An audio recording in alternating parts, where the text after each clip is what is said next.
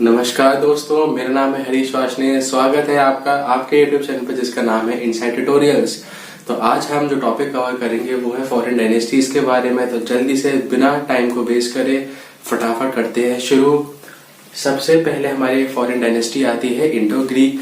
Indo Greek में एक important राजा थे जिनका नाम था Menander and he used to rule from north west India, जो आज कहाँ पड़ता है, पाकिस्तान में पड़ता है। उसके बाद एक बुक है मिनेंदर के ऊपर, किसने लिखी है, नागसेन ने लिखी है, और इस बुक का नाम है मिलिंद पेन्हू। अब नागसेन कौन थे? नागसेन एक बुद्धिस्ट मॉन्क थे। अब बुद्धिस्ट मॉन्क की जरूरत क्या पड़ी यहाँ पर? एक्चुअली मिनेंदर यहाँ पर हमारे कन्वर्ट होना चाहते थे बुद्धिज्म में। He wanted to follow Buddhism. तो इस जो बुक है मिलिंद पेन्हू, इस बुक में it is nothing but it is a collection of Menander questions and Nagasena answers. मतलब जब मिलिंद पेन्हू कन्वर्ट होना चाह रहे थे बुद्धिज्म में, तो उन्होंने जो जो क्वेश्चंस पूछे बुद्धिस्ट मॉन्क नागसेन से, उन्हीं क्वेश्चंस और आंसर्स का कलेक्शन है एक बुक मिलिंद पेन्हू। उसके बाद इंडो ग्रीक्स ने सबसे पहले इशू किए थे gold coins for the first time in India. Next चीज पे आते हैं, Gandhara school of arts was developed under Indo Greeks. अब गांधार स्कूल ऑफ आर्ट क्या है? गांधार स्कूल ऑफ आर्ट एक ऐसा आर्ट स्टाइल है जिसमें ये कहा जाता है it is having a mind of an Indian but the hands of an Greek. आप यहाँ पर देख सकते हो इंडो ग्रीक रीजन में जो हमारा गांधार स्कूल ऑफ आर्ट है उसका एक एग्जाम्पल। नेक्स्ट हम आते हैं शाकास पर। शाकास रूल करते थे mostly from different parts of India and Afghanistan. इनकी 5 ब्रांचेस हुआ करती थी। सबसे पहली ब्रांच थी अफगानिस्तान में, दूसरी ब्रांच थी पंजाब में, थर्ड ब्रांच थी मथुरा, फोर्थ ब्रांच थी इनकी वेस्टर्न इंडिया में, एंड फिफ्थ ब्रांच थी इनकी अपर दक्कन रीजन में।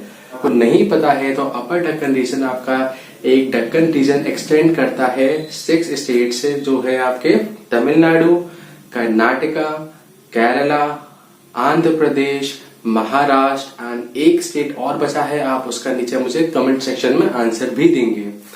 उसके बाद शाकास में ही एक इम्पोर्टेंट रूलर थे जिनका नाम था Rudradaman first and he was the one who issued Junagadh rock inscription in Sanskrit language. फिर से रिपीट कर देता हूँ, शाकास में एक इम्पोर्टेंट किंग थे जिसका नाम था Rudradaman one and he issued Junagadh rock inscription in Sanskrit language. उसके बाद हम आते हैं नेक्स्ट फॉरेन डायनेस्टी पे जो है पार्थियंस। पार्थियंस के बारे में इतना ज्यादा कुछ नहीं पढ़ना है हमें, बस ये पता होना चाहिए कहाँ से आए थे, ईरान से आए थे, और इन डायनेस्टी के जो फाउंडर थे उनका नाम था गोंडोफेरिस फर्स्ट। नेक्स्ट आती है Kushanas. It is one of the important dynasty and इस डायनेस्टी के इम्पोर्टेंट शासक रहे हैं कनिष्क। कनिष्क ने ही शुरू किया था शाका इरा।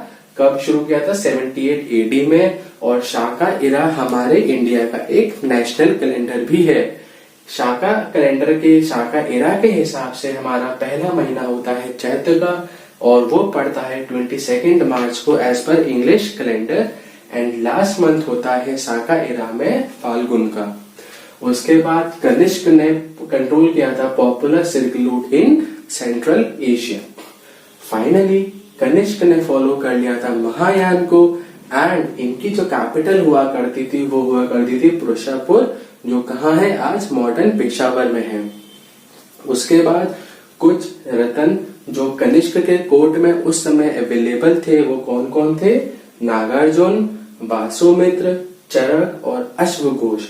इनके बारे में कुछ इंपॉर्टेंट फाइंडिंग्स पढ़ लेते हैं जो SSC and various other competitive exam से बहुत ज्यादा पूछी जाती है। नागार्जुन को हम इंडियन आइंस्टीन भी बोला जाता है, AKA मतलब also called as Indian Einstein, just क्योंकि इन्होंने ही propounded the theory of Indian relativity.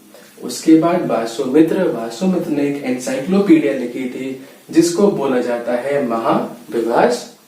Next आते हैं Charaka is known as father of Ayurveda.